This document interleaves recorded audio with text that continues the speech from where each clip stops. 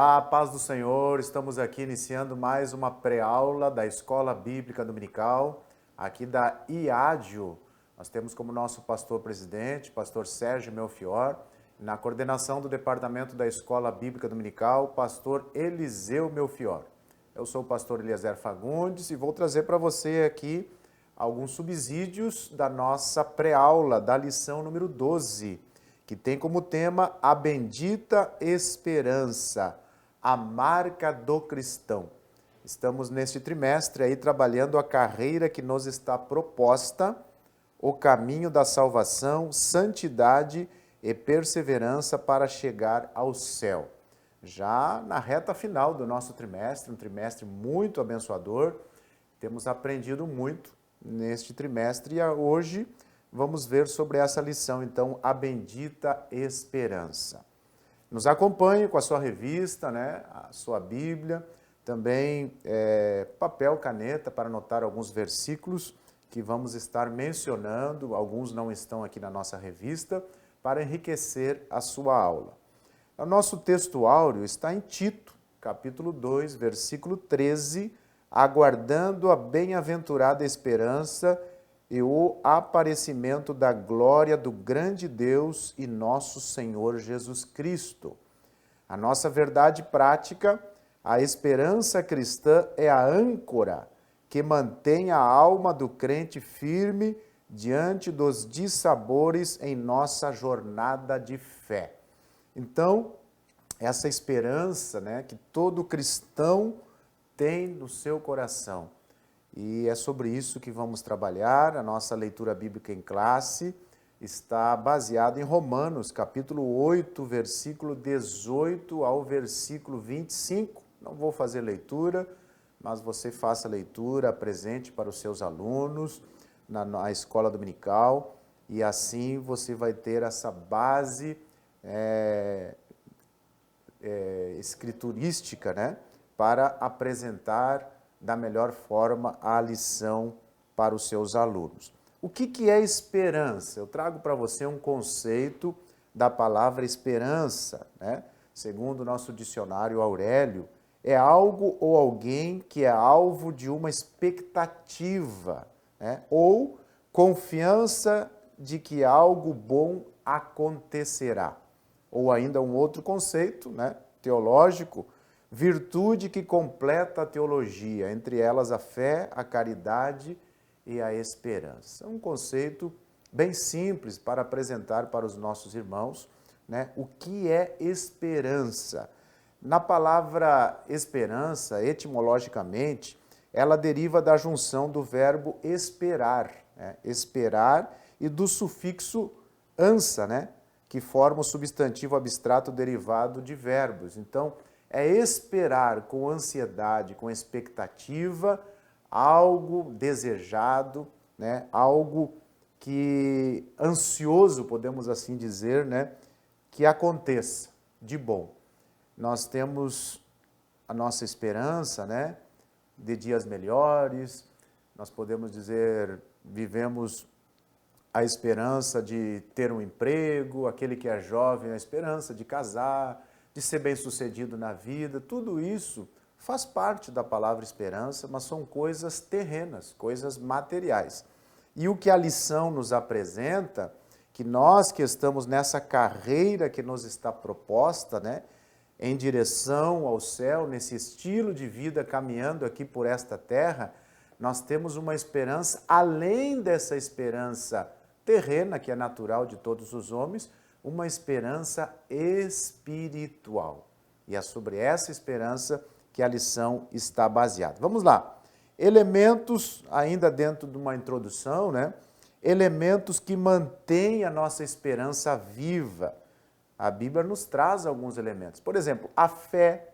A fé é um elemento que nos mantém a nossa esperança viva, né? A fé, a perseverança, perseverar, independente das circunstâncias, dos problemas, perseverar naquilo que você acredita, né? Naquilo que você crê.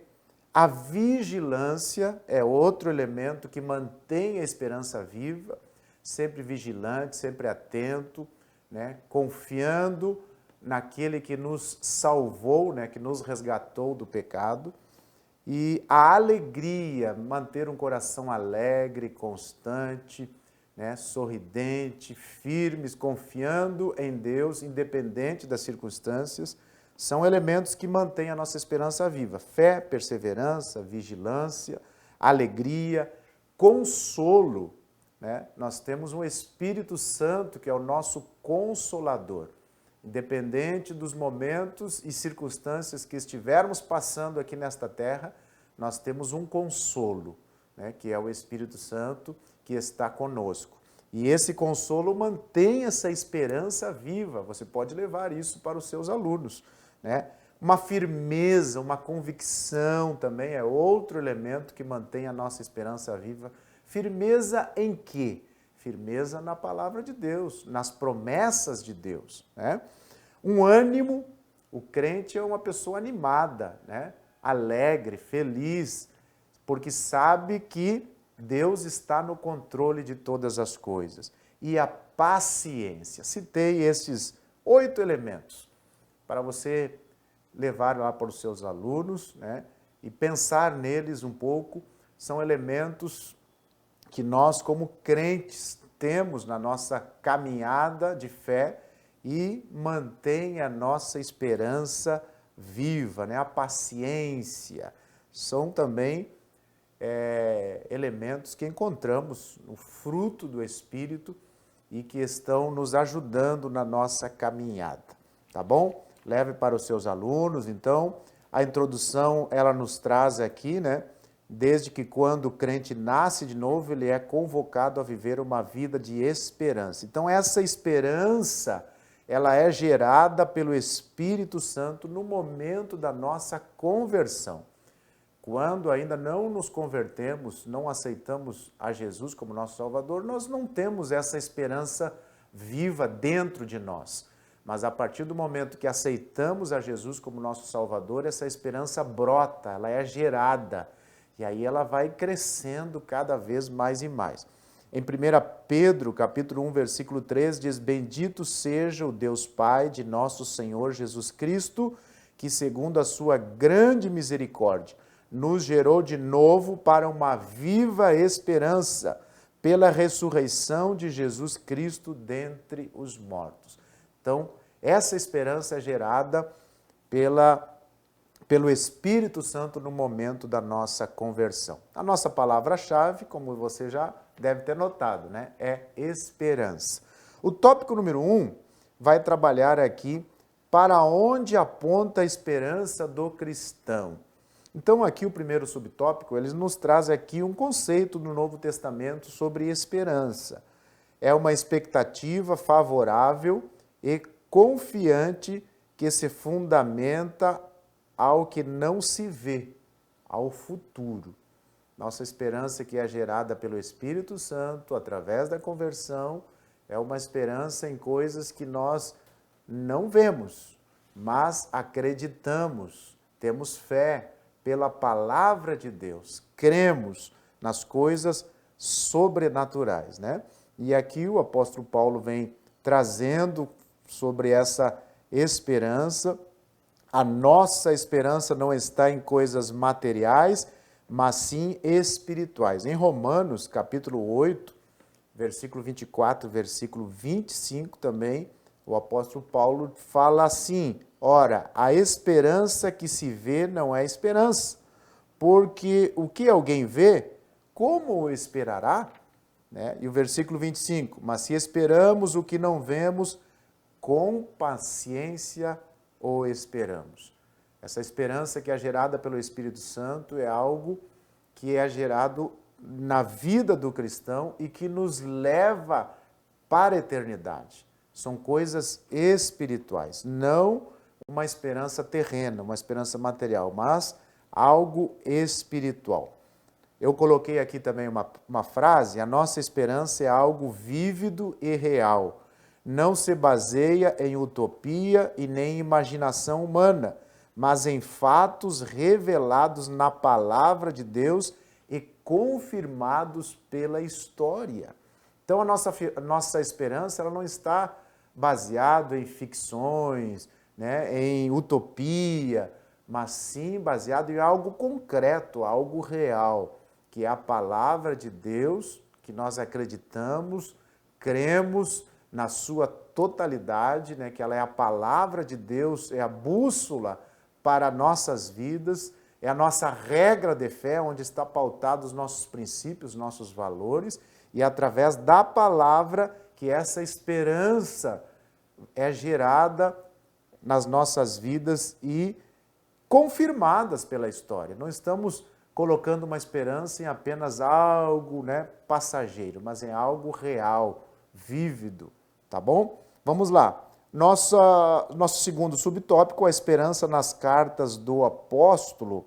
E aqui, né, nós vemos do apóstolo Paulo, o assunto da esperança cristã está bem presente nas cartas apostólicas de Paulo, e nelas percebemos a esperança, e aqui Paulo relata, né, algumas esperanças aqui, né, como por exemplo a ressurreição dos mortos. Paulo cita que nós temos uma esperança na ressurreição dos mortos. Falando em ressurreição, a Bíblia fala em duas ressurreições, e às vezes nós confundimos, né? A ressurreição daqueles que morreram em Cristo e a ressurreição daqueles que morreram sem salvação, sem Cristo.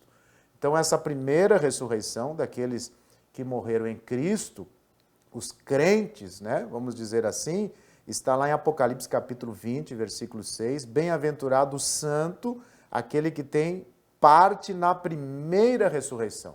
Então, esses ressuscitarão primeiros. Na vinda de Jesus, por ocasião do arrebatamento da igreja, essas pessoas serão ressuscitadas e com o corpo glorificados, né? Terão o seu corpo glorificado e encontrar-se-ão nos ares com aqueles que estiverem vivos por ocasião do arrebatamento. Agora, a segunda ressurreição que a Bíblia menciona é aqueles que morreram sem salvação.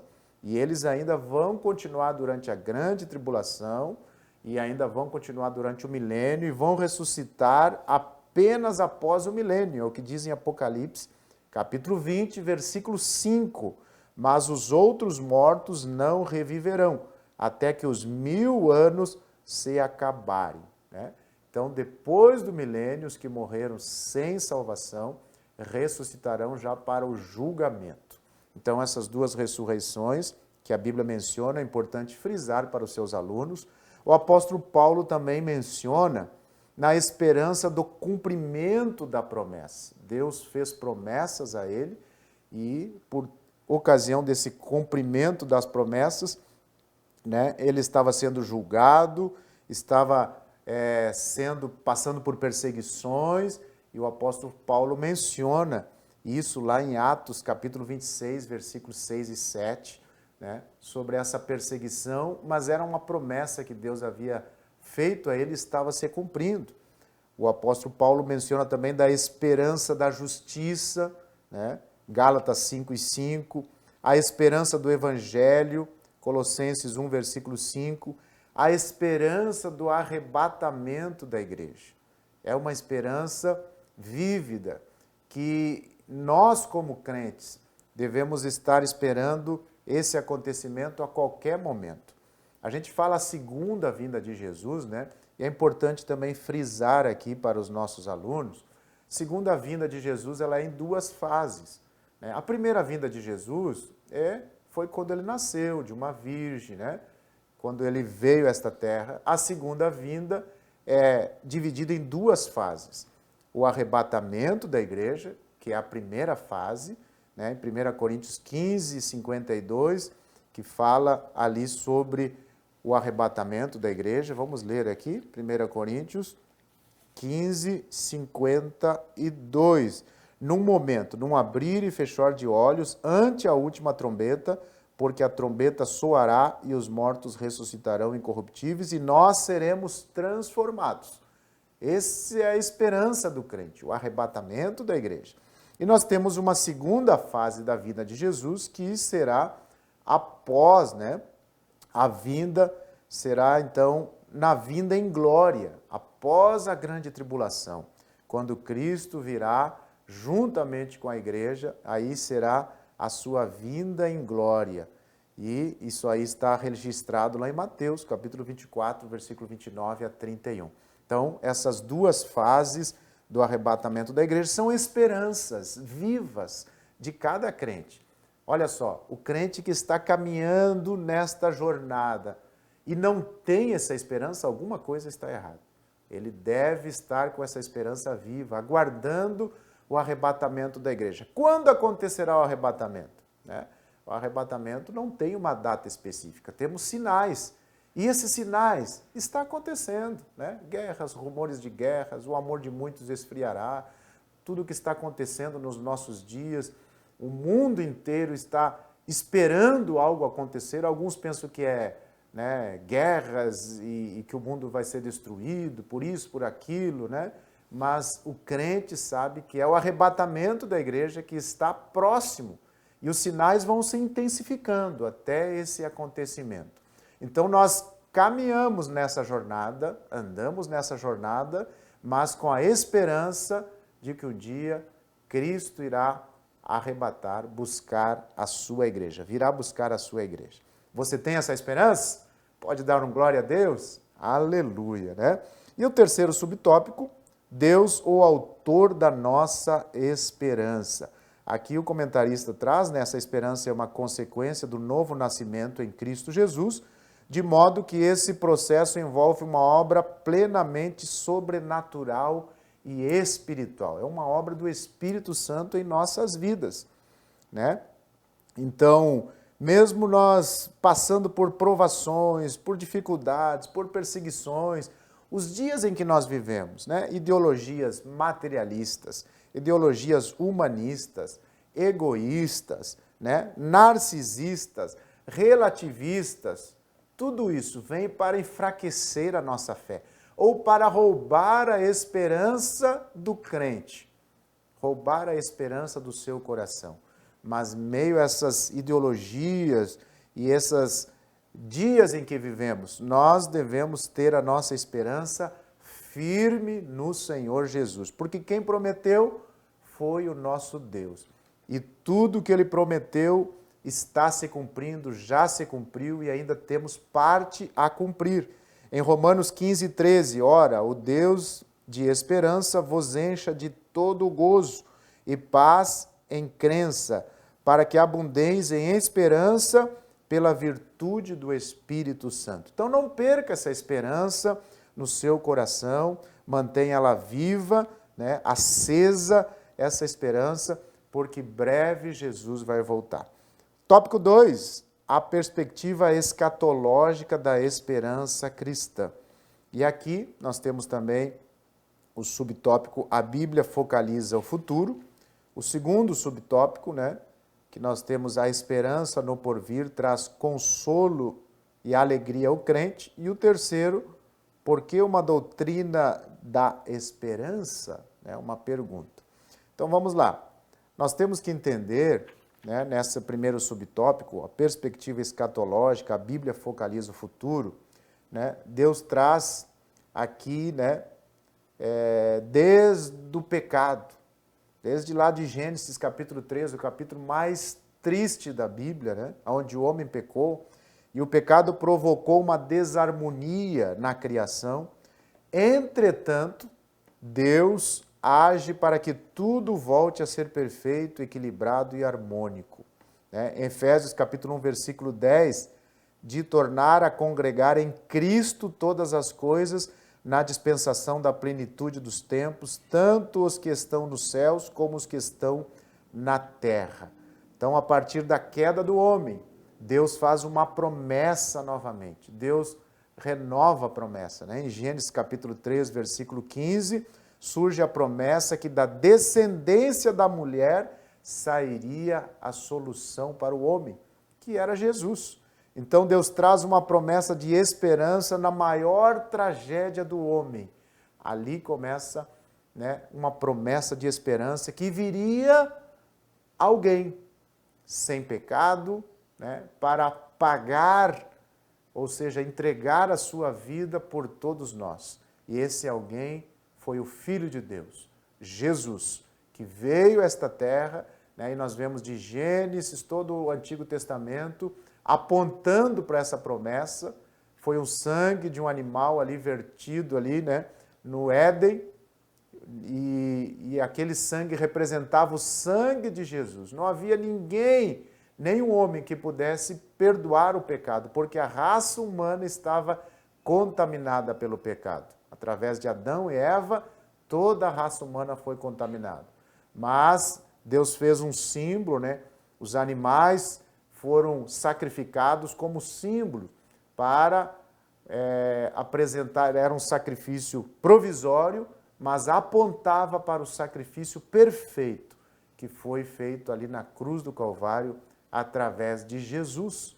Um homem sem pecado derramou seu sangue para perdão de toda a raça humana. Tá bom? E aí nós vemos aqui, né, nesse tópico 2, nós vemos aqui também muitas promessas bíblicas já se cumpriram.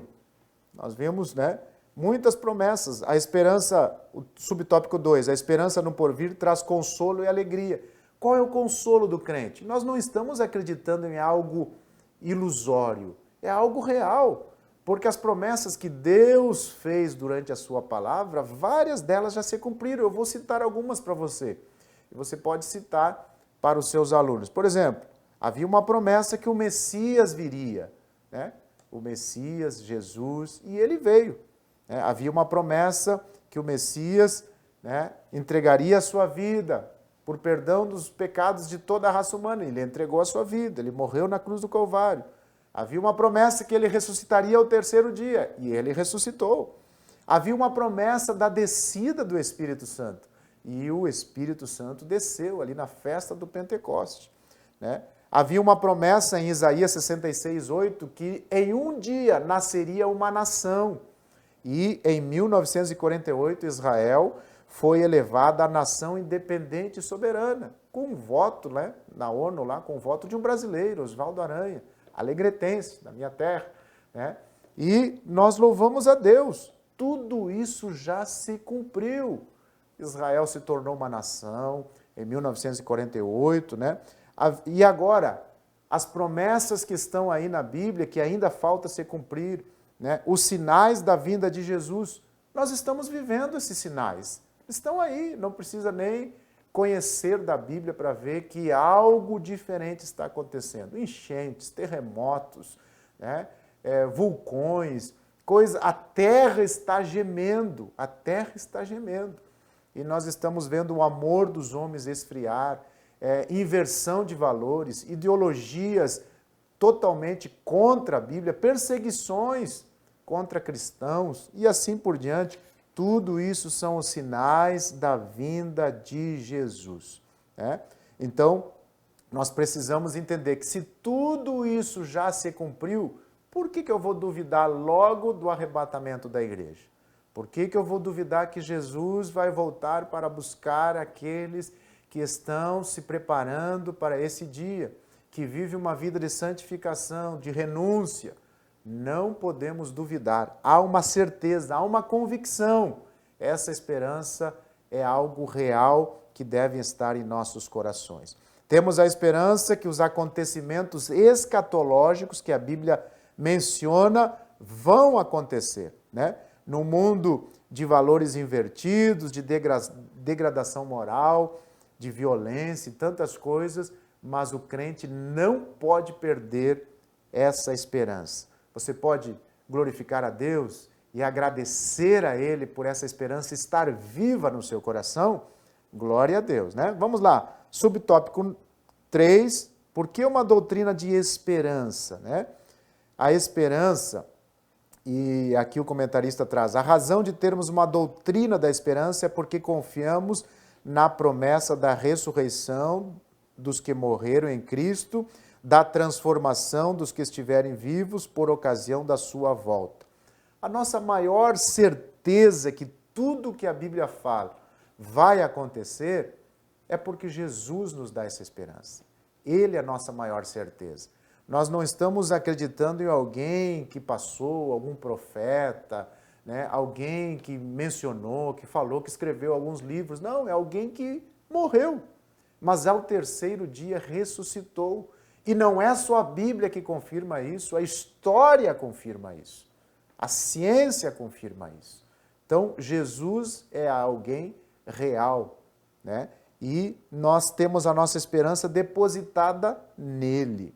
A esperança, por que essa doutrina da esperança? 3 coisas. A doutrina da esperança nos mantém vivo, né? nos mantém alerta.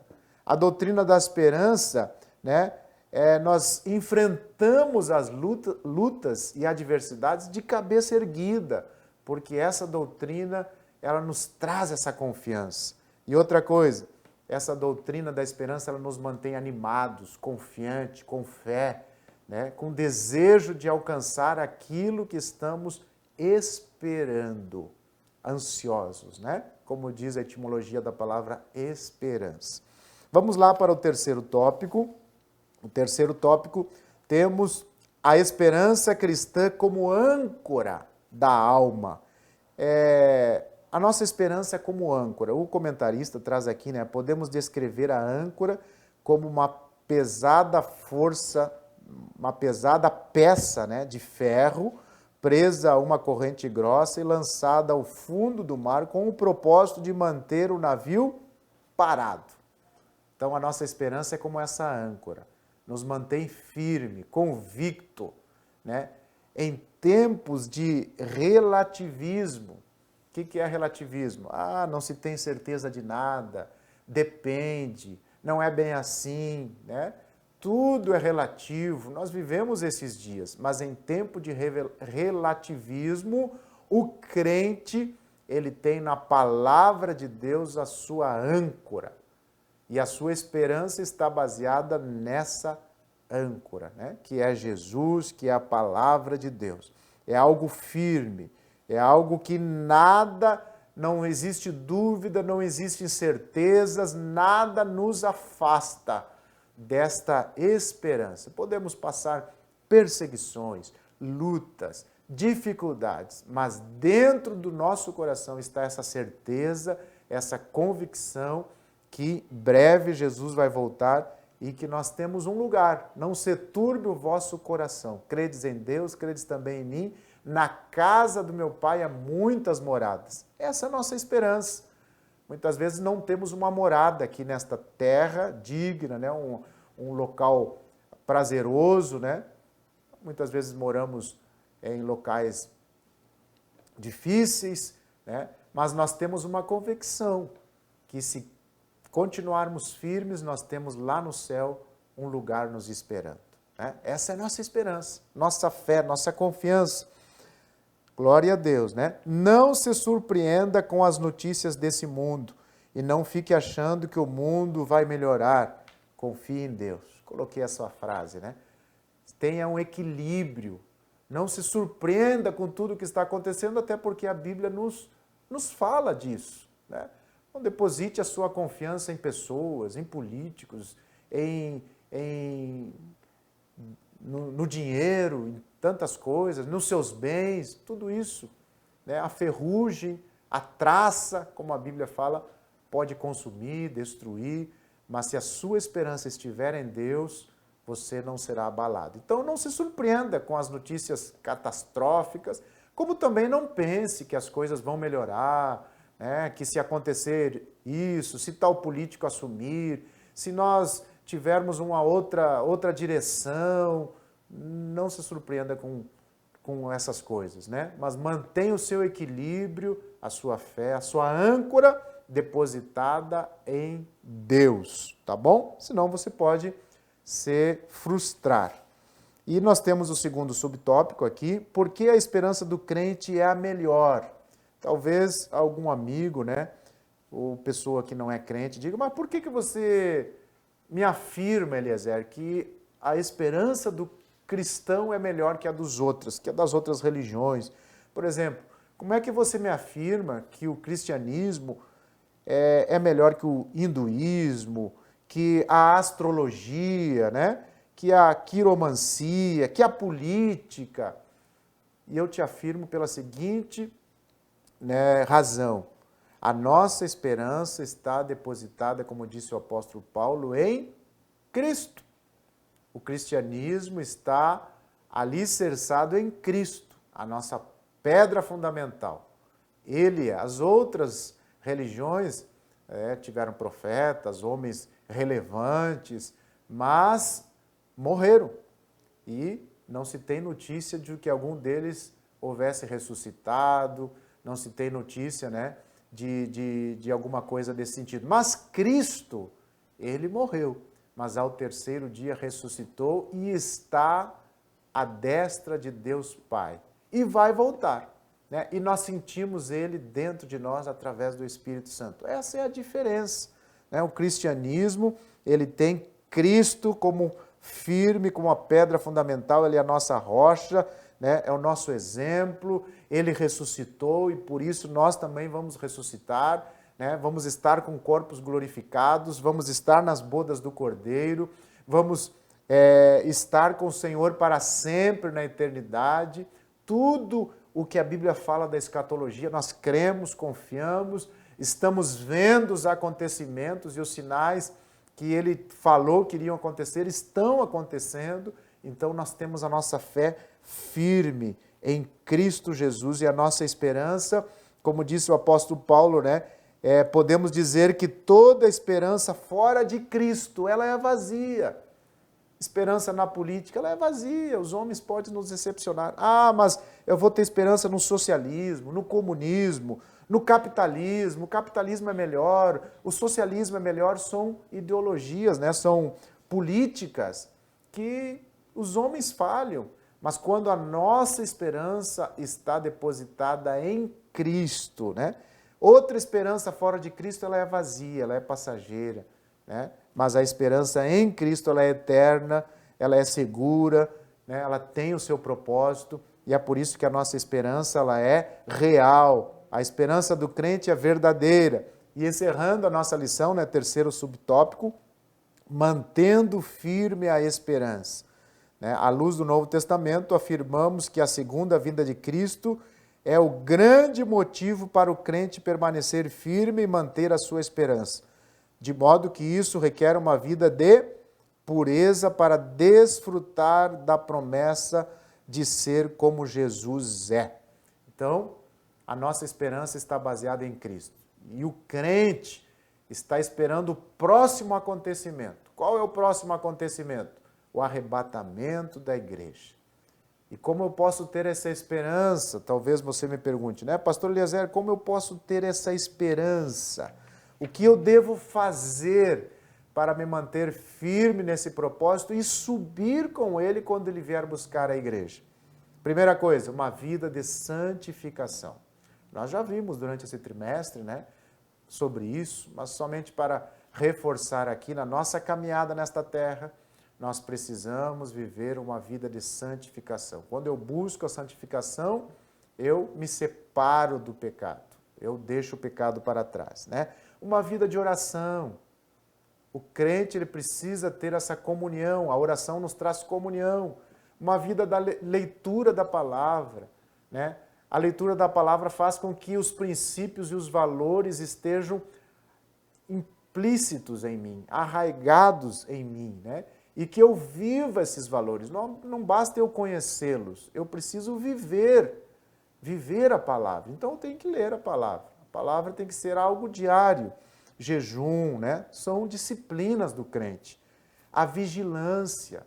Você tem que estar vigilante, olhando, cuidando da sua vida espiritual, para que essas ideologias não venham a roubar a esperança do seu coração.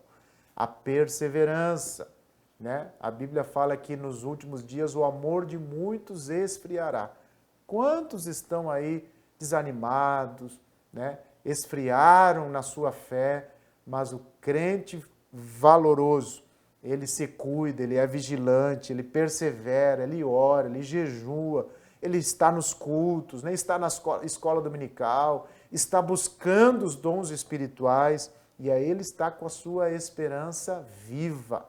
A sua fé está lá em cima, né? O seu nível de fé elevado, esperança viva, aguardando o arrebatamento da igreja. Pode ser hoje, pode ser que até o final dessa escola dominical a igreja seja arrebatada. mas se levar mais alguns dias, alguns meses, alguns anos, nós continuamos firmes, aguardando esse grande dia da igreja, que é o arrebatamento da igreja. E eu encerro, lutas, dissabores, provações, morte, dentre outras coisas, o salvo em Cristo poderá enfrentar. Tudo isso firmado na esperança verdadeira que é Jesus Cristo, nosso Senhor. Passamos por lutas. No mundo tereis tribulações, dificuldades, lutas, mas tem de bom ânimo. Jesus nos anima. O Espírito Santo que está em nós nos consola, nos fortalece, nos renova, nos conduz, nos dirige. Glória a Deus por isso, A história testemunhou que o cristianismo cresceu e prosperou porque os cristãos entenderam que essa vida é provisória. Nós estamos nesta terra, mas não somos daqui.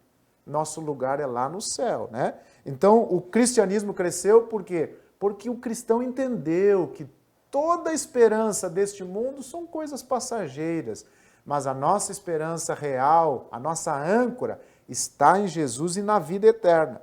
Então, sendo apenas uma parte, Então, nós entendemos que essa vida é provisória, sendo apenas uma parte de um todo maior, que é a eternidade com Cristo.